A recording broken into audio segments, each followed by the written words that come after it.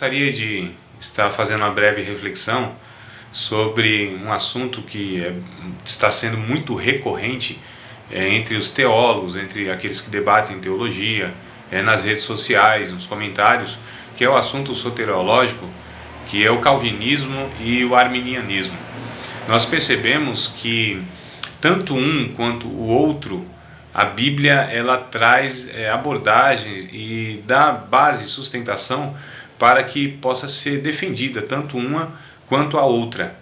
Mas percebo que a Bíblia também ela dá margem para que eu verta um conceito bíblico se eu lê-la de uma maneira condicionada, que é o que acontece com os calvinistas e com os arminianos.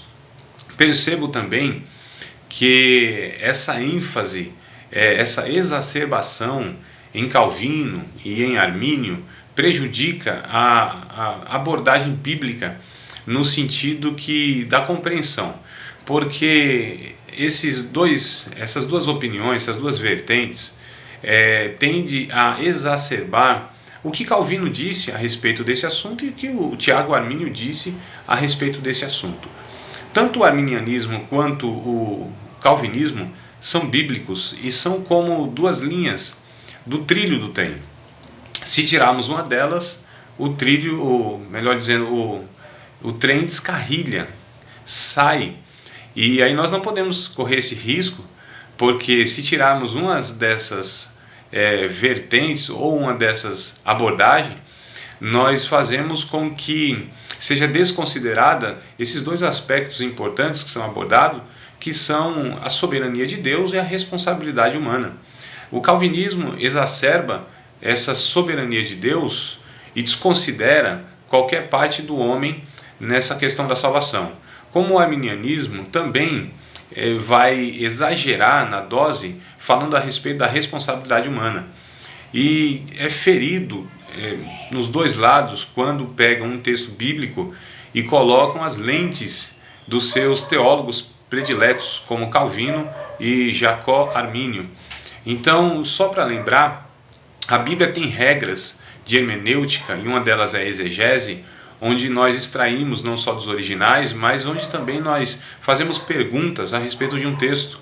Por exemplo, o calvinismo acha que Romanos capítulo 9, Paulo escreveu para dar base para os calvinistas, como os arminianos também. Eles acham que tem base em Romanos capítulo 9 para defender o seu ponto de vista. O problema do ponto de vista, como já disse outro teólogo, é que é visto de um ponto só. E a Bíblia ela vai muito mais além do que o ponto de vista de um teólogo. Só lembrando que Calvino ele nem deu tanta ênfase assim como esses calvinistas, que são mais calvinistas do que o próprio Calvino. E as institutas, por exemplo, de Calvino, quando ali percebi que o legado de Calvino não foi nem esse conceito, essa abordagem teológica, soteriológica, melhor dizendo, mas sim a sua vida piedosa, a sua vida dedicada, a sua vida, um homem que tinha tantas enfermidades e limitações físicas e de outras ordens como Calvino, mas um homem tão dedicado. Então os calvinistas deveriam também imitar de Calvino esse lado, como os arminianos também exacerbam os conceitos ou o conceito da responsabilidade humana sem desconsiderar também a soberania de Deus. E só lembrando que Paulo, que escreveu Romanos, Paulo e os outros demais autores, eles são antes de Calvino.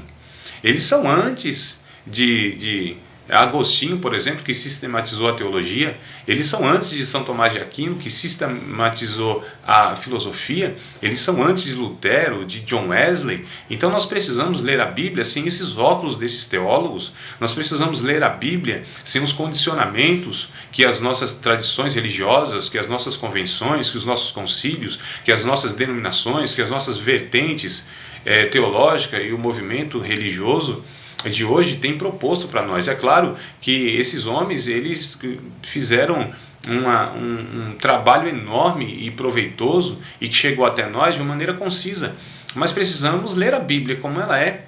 Precisamos de fato abordar o texto bíblico como os autores eles quiseram passar aquela mensagem para os seus destinatários. Então, na verdade, falta um pouco de humildade desses homens que abordam tanto uma quanto a outra vertente, de saber que eles não sabem tudo, de saber que eles não têm a última palavra, porque a teologia ela se faz a lápis, a teologia está se fazendo, a teologia não está fechada no seu sentido amplo, e nós precisamos saber que nós temos limitações, e precisamos saber também que a Bíblia ela vai para além da capacidade do homem elaborar todos os seus conceitos na profundidade daquilo que foi expressado. Até mesmo os autores bíblicos escreveram. Paulo, acredito, que escreveu tantas coisas que nem mesmo ele sabia a profundidade que aquilo tinha, de tamanha revelação que estava passando por ele. Eu acho interessante que todos nós caímos nesse erro de pensarmos que sabemos mais do que o outro. Temos que exercer muito mais a essência do Evangelho, porque percebo que esses debatedores ofendem, eles humilham, eles ironizam e de fato perdem a essência do Evangelho, que é o amor, que é a koinonia, que é o reconhecimento de que o outro pode ser superior a ele e que ele não sabe mais, ele não é o único que sabe, que o outro pode saber coisa que ele não sabe, é que os dois juntos poderão saber mais e os dois juntos não poderão saber tudo que pode ser sabido. É isso que nós temos que entender. Falta-nos a humildade, sobra-nos a soberba e precisamos nos humilhar mais aos pés de Cristo. Precisamos ler mais a Bíblia pura, simplesmente com o desejo de sabermos para nós, não para debatermos, não para defendermos as nossas ideias, mas para vivenciá-la, para estar experienciando a palavra de Deus em nós, para conhecermos a Cristo Jesus, que é o fim de tudo, não é defesa, não é apologética, não é essa tendência de seduzir ou cativar pessoas ao meu intelecto, mas a estarmos nos parecendo mais com Cristo por meio da palavra de Deus. Salvação é parecer mais com Cristo, não é defender a fé. A fé não precisa de defensores. Cristo é o defensor da igreja. Cristo é aquele que derrotará não só os seus inimigos, mas desfará todas as heresias por meio do seu Espírito Santo quando nós lemos a palavra de uma maneira mais pura, mais simples, mais humilde, sem soberba, sem ironia, sem ofensas. É o que nos falta mais do Evangelho. E precisamos menos das nossas religiões. Precisamos mais de Cristo e menos desses líderes soberbos. Precisamos mais do Espírito Santo e menos desses livros que muitas vezes tira-nos o foco da nossa vida, que é Cristo.